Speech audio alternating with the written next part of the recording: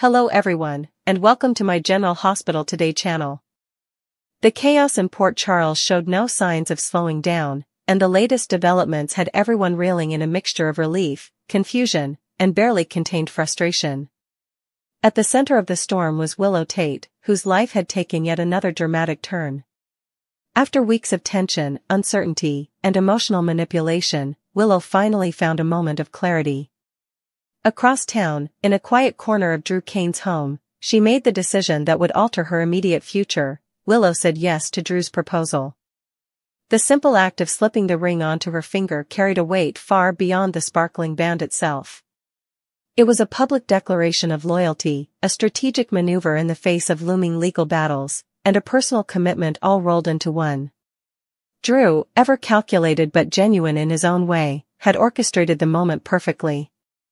A modest setting, a private conversation, and heartfelt words of love and devotion allowed Willow to exhale and, for a brief moment, feel the warmth of safety and stability. Meanwhile, at General Hospital, Michael Corinthos arrived for his routine burn treatment, only to find himself in the midst of another revelation about the people he cared about most. Elizabeth Baldwin delivered the news gently, though Michael's expression betrayed a mix of incredulity and irritation. Willow had moved back in with Drew. The notion that she had returned to the man she was once entangled with stirred a complex mix of emotions in Michael. He understood her choices rationally, recognizing her vulnerability and the pressures surrounding her, but emotionally, it felt like a betrayal. Michael's protective instincts flared, as did his concern for the future of his children.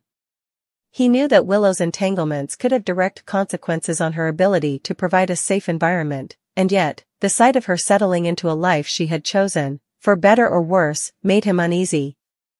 Back at Drew's residence, the proposal had taken place with all the nuances that Drew could muster. He had made sure the setting was intimate, a stark contrast to the public, often chaotic spectacles that surrounded many of their other moments in Port Charles. Drew's words carried the weight of both love and strategy.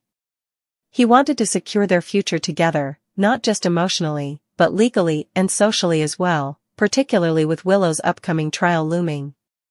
The promise of a small, non-church ceremony reflected Drew's practical approach.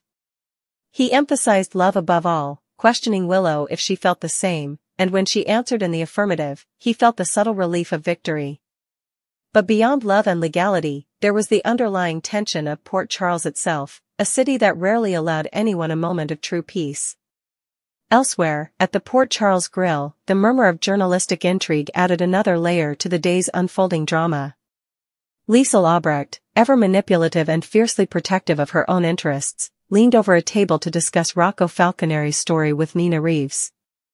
Liesl pushed Nina to write a piece exposing the miscarriage of justice that had landed Rocco in danger, hoping to manipulate public opinion and draw attention to the flaws in the system. Nina, however, had her reservations. She argued that Lulu Spencer, with her meticulous style and empathetic approach, might be a better fit for the story. But Nina's concern went deeper than journalistic propriety. She was acutely aware of Willow's dependence on Drew, and her comments about Willow moving back and sparked a tense exchange. Liesl, sharp as ever, accused Nina of creating distractions, referencing the fake alibi that had caused so much chaos in the past. The conversation veered dangerously close to accusations of murder and deceit, with Nina carefully revealing that she had shifted suspicion toward Portia Robinson, a move designed to focus attention elsewhere, while Liesl misinterpreted Nina's hints as involvement in more serious wrongdoing.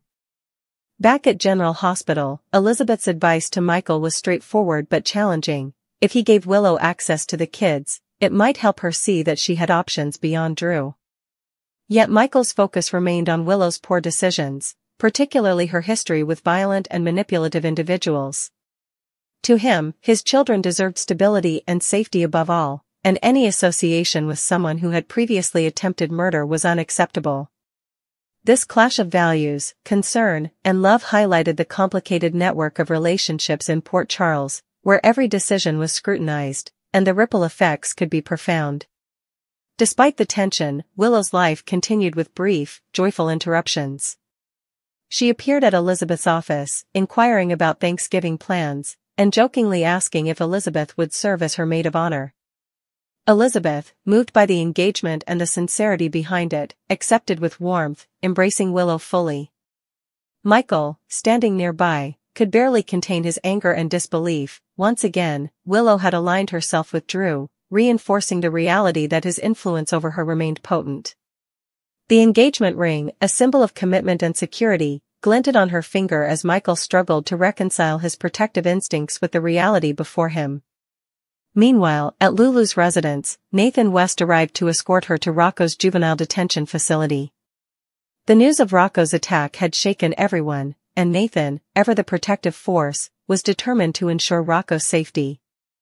At the same time, Alexis Davis, Laura Collins, and Jason Morgan prepared Charlotte Cassadine and Danny Morgan to provide statements regarding the events that had led to Rocco's injuries. Danny and Charlotte insisted that Professor Henry Hank Dalton had punched Rocco in the stomach at the lab. But Alexis, Laura, and Jason were skeptical. They knew that allowing the teens to give false testimony would only complicate matters and potentially jeopardize the legal process. Alexis, with her characteristic tenacity, confronted them, emphasizing the importance of truth and the dangers of deception, ensuring that their stories aligned with factual events rather than speculation or hearsay. At the detention facility, the sight of Rocco's battered face sparked immediate concern. Britt Westbourne, resolute and assertive, demanded a first aid kit from the guard, her frustration and protective instincts barely contained. Rocco, guilty and apologetic over stealing a key fob, tried to downplay his misdeeds, but Britt's focus was squarely on his well-being. She cleaned his cuts with efficiency and warned him about the potential consequences of angering figures like Sonny Corinthos, emphasizing the precariousness of his situation. Her threats and firm demeanor left the guards questioning her identity, to which Rocco offered a vague explanation, highlighting the complexity of his alliances and the blurred lines of trust in the facility.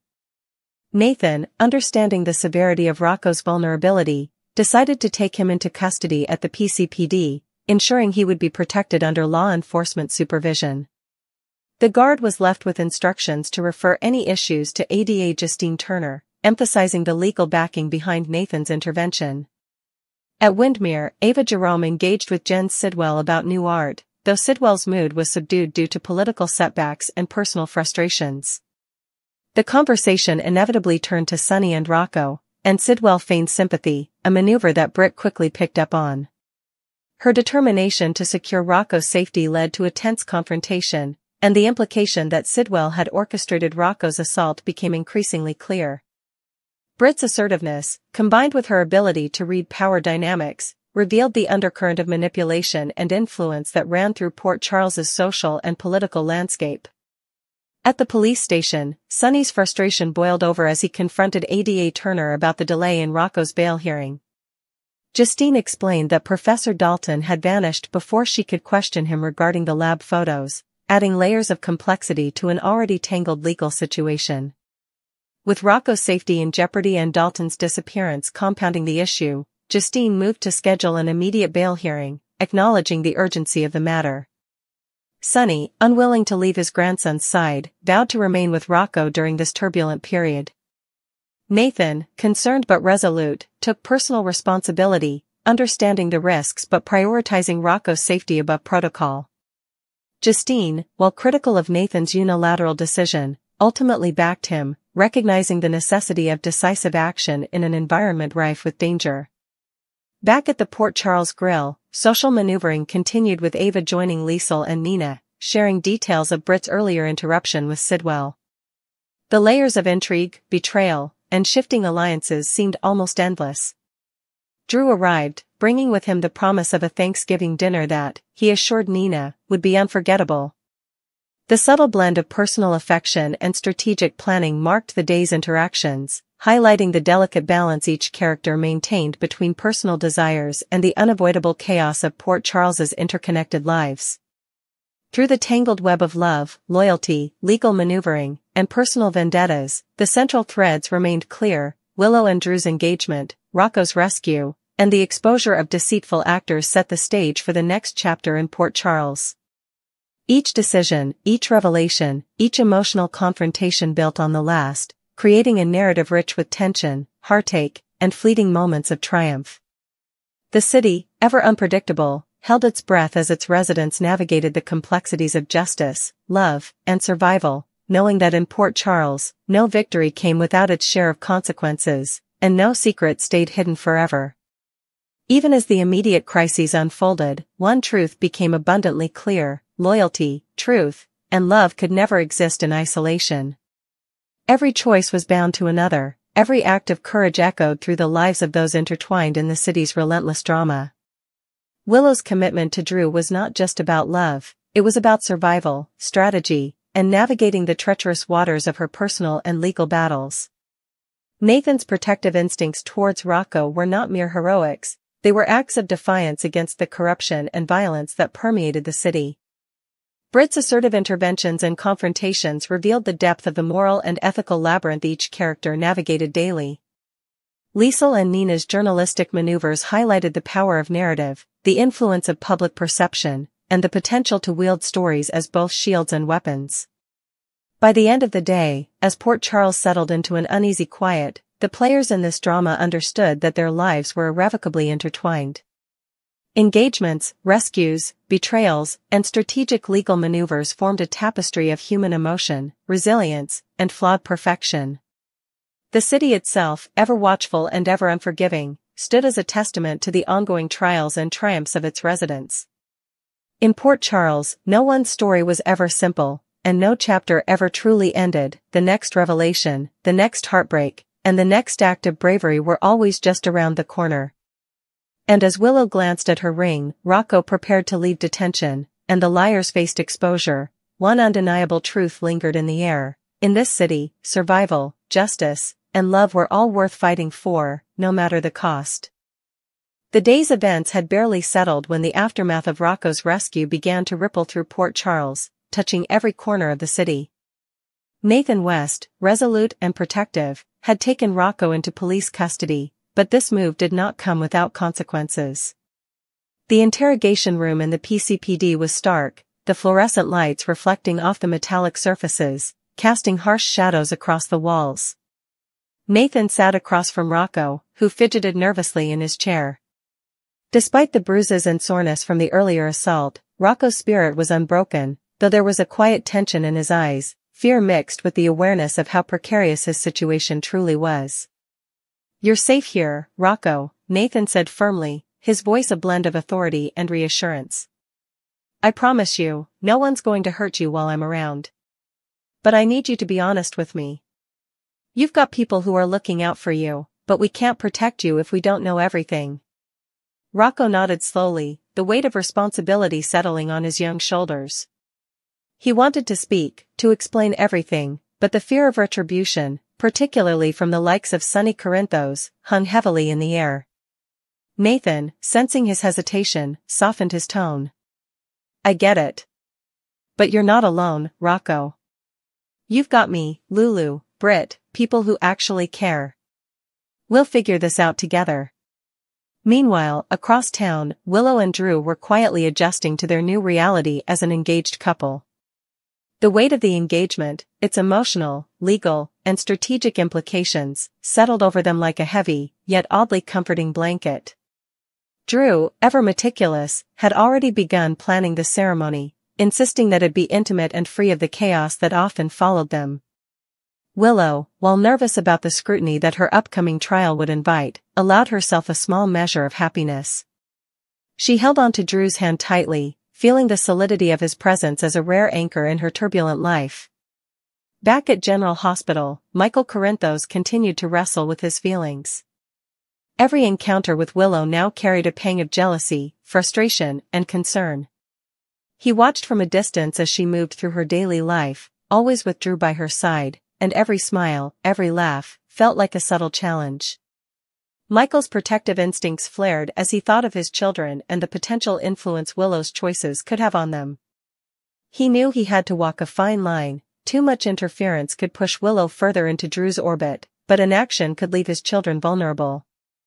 Elizabeth Baldwin, seeing the conflict etched across Michael's face, attempted to guide him. "You have to focus on what's best for the kids, Michael. That's the bottom line. Willow will make her choices, but your responsibility is clear." At the Port Charles Grill, tension simmered among those attempting to shape the public narrative. Liesl Albrecht leaned back in her chair, a sly smile playing across her lips as she watched Nina Reeves carefully consider her next move. Ava Jerome had joined the conversation, providing her own insights and subtle manipulations. "It's all about timing," Ava said, her voice dripping with calculated charm. "You reveal too much, too soon, and you lose control. Wait for the right moment, and you can make anyone dance to your tune." Nina frowned, the weight of responsibility pressing on her. She knew the story of Rocco Falconeri wasn't just about newsprint, it was about justice, about protecting a young life from the fallout of a city steeped in corruption and deceit. The moral stakes were high, and every choice could have far-reaching consequences. Liesl, sensing Nina's hesitation, leaned forward. "Don't think about what's right or wrong, Nina. Think about what works. Sometimes, saving someone means bending the rules, even breaking them a little." Meanwhile, in the corridors of power, Sidwell was navigating his own complicated set of motivations. Britt had confronted him earlier, her determination to protect Rocco evident in every word and gesture. Sidwell, although outwardly cooperative, carried an internal calculation that was far from altruistic. He weighed the risks of open defiance against the potential rewards of strategic alignment with Sunny and Laura. Every conversation, every interaction, was a game of chess in which the stakes were higher than most people could imagine. In another corner of the city, Alexis Davis, Laura Collins, and Jason Morgan were grappling with the fallout from Charlotte Cassadine and Danny Morgan's earlier statements. The teens had insisted on portraying Dalton as the aggressor in Rocco's assault, but the adults knew the truth was more complex. Alexis, as always, took a no-nonsense approach.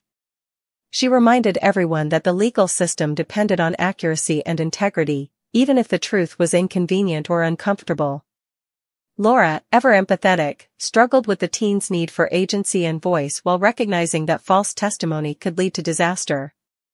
Jason, silent but observant, weighed the potential physical dangers that might arise if the wrong narrative took hold. Together, they formed a tense, vigilant front, aware that each misstep could have consequences that extended far beyond the courtroom. At the detention facility, the dynamics between Rocco and Britt deepened. Britt's practical approach to care, cleaning his wounds, offering stern guidance, and laying out the consequences of poor decisions, helped Rocco process the vulnerability he felt. For the first time in weeks, he felt a measure of stability, however fragile. Yet even in this moment of relative calm, the external pressures of Port Charles loomed large. Sunny's reputation for ruthless retribution, coupled with the unpredictability of figures like Sidwell, created an environment where no one could afford complacency. As Nathan worked to solidify Rocco's protection, Justine Turner coordinated the legal apparatus needed for a bail hearing. Her approach was methodical, emphasizing urgency without compromising procedural integrity. Nathan, knowing that time was of the essence, pressed for immediate action. Ada Turner balanced his initiative against her own strategic calculations, recognizing that while Nathan's actions were technically outside protocol, they had been executed with the best interests of the child in mind. The result was a delicate compromise, a rapid response within the confines of legality that ensured Rocco's safety while maintaining procedural legitimacy. Meanwhile, Willow and Drew's engagement began to reverberate through their personal and professional networks. Invitations were discreetly sent, conversations carefully orchestrated, and the city's gossip mills began to churn. Each interaction, whether a casual dinner, a phone call, or a meeting at the hospital, carried subtle implications. Drew, ever attentive to optics, encouraged Willow to embrace the appearance of normalcy, to present a united, stable front to the world, even as internal tensions simmered beneath the surface. At Windmere, Ava Jerome's engagement with Sidwell deepened. Art became the backdrop for strategic conversation, but beneath the surface, every word, every gesture carried implications. Sidwell's calculated demeanor masked the internal chaos of his personal ambitions, while Ava's charm and insight allowed her to navigate the power structures around her. Their interactions exemplified the subtle interplay of manipulation, persuasion, and emotional leverage that permeated Port Charles. In the Corinthos household, Michael's internal conflict continued. He grappled with his protective instincts, the realities of Willow's choices, and his desire to shield his children from harm. Elizabeth's guidance provided a moral compass, but even the clearest advice could not erase the complexity of emotion, history, and loyalty that defined Michael's relationships. He struggled to reconcile love, anger, and the sense of inevitability that Willow's alignment with Drew represented. Each encounter, each observation, reinforced the tension between personal desire and the responsibilities of parenthood, highlighting the emotional stakes that defined life in Port Charles.